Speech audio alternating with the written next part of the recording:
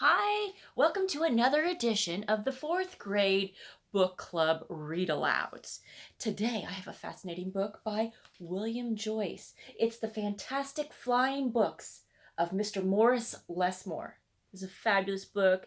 It is inspired by the Academy Award winning short film. So after we read this, you should find it on video. Okay, let's begin.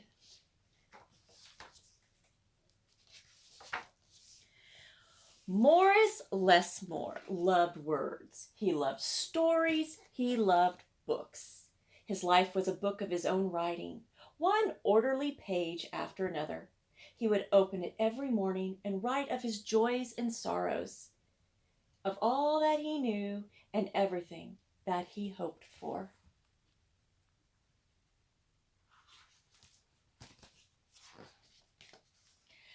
But every story has its upsets. One day the sky darkened. The winds blew and blew.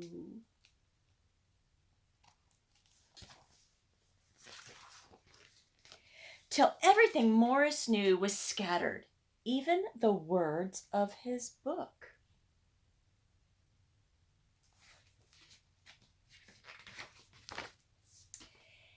He didn't know what to do or which way to go, so he began to wander and wonder.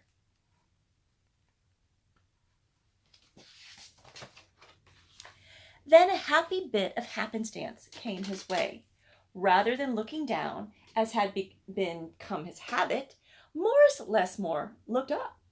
Drifting through the sky above him, Morris saw a lovely lady. She was being pulled along by a festive squadron of flying books. Morris wondered if his book could fly, but it couldn't. It would only fall to the ground with a depressing thud. The flying lady knew Morris simply needed a good story, so she sent him her favorite. The book was an amiable fellow and urged Morris to follow him.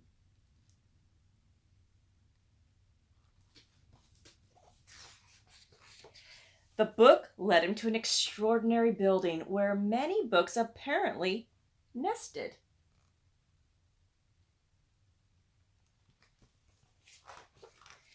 Morris slowly walked inside and discovered the most mysterious and inviting room he had ever seen.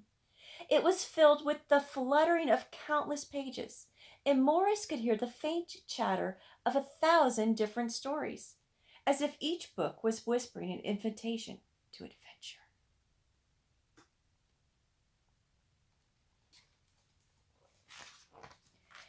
Then his new friend flew up to him and landed on his arm. It held itself open as if hoping to be read. The room rustled to life, and so Morris's life among the books began.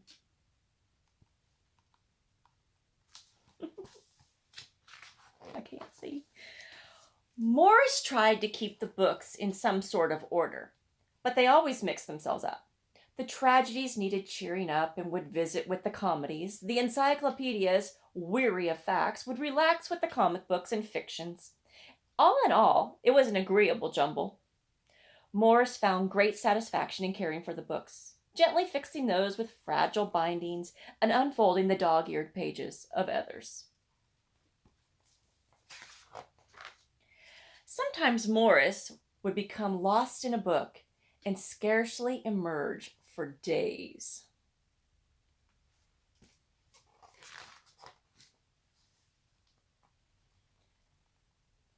I've gotten lost in books before. Morris liked to share the books with others. Sometimes it was a favorite that everyone loved, and other times he found a lonely little volume whose tale was seldom told. Everyone's story matters, said Morris, and all the books agreed.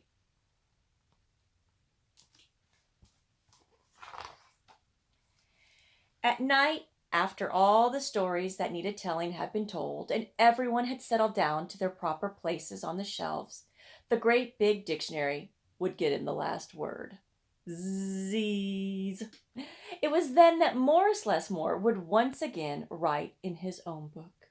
He wrote of his joys and sorrows, of all that he knew and everything that he hoped for.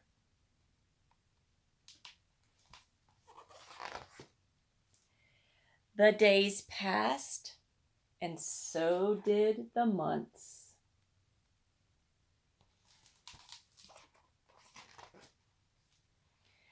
And then years and years. And Morris Lessmore became stooped and crinkly, but the books never changed. Their stories stayed the same. Now his old friends took care of him, the way he had once cared for them, and they read themselves to him each night.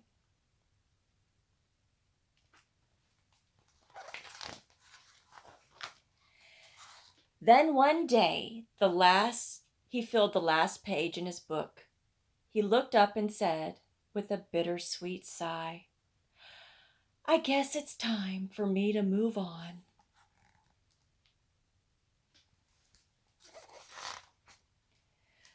The books were sorry, but they understood.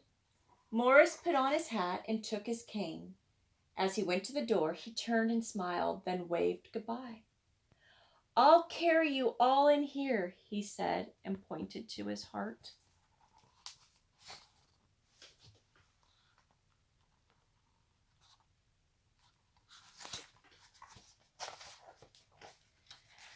The books waved their pages, and Morris Lessmore flew away.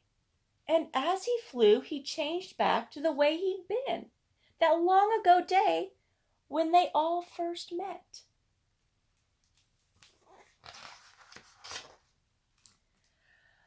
The books were quiet for a while.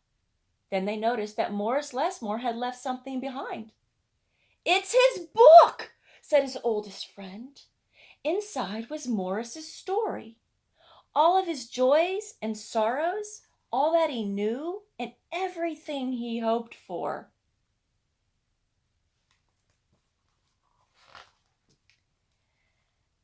Then the books heard a small, expectant sound. There in the doorway was a little girl. She looked around with wonder. Then something fantastic happened. Morris Lessmore's book flew up to her and opened its pages. The girl began to read. And so our story ends as it begins. With the opening of a book.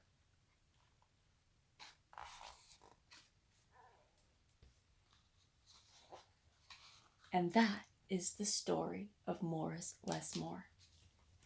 I hope you enjoyed it. It's a fabulous book. Please keep reading, and maybe you can go see the movie. See you later. Bye-bye.